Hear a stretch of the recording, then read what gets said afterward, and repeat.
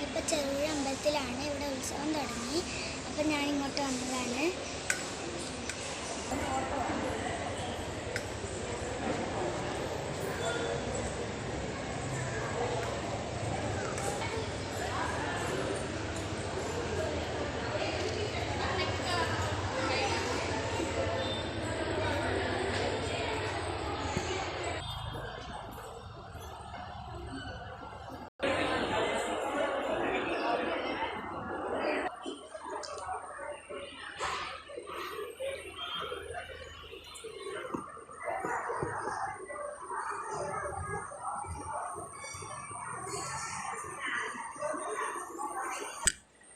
ഉത്തര മലബാറിലെ ശബരിമല എന്നറിയപ്പെടുന്ന ക്ഷേത്രമാണ് ചെറുപുഴ അയ്യപ്പ ക്ഷേത്രം.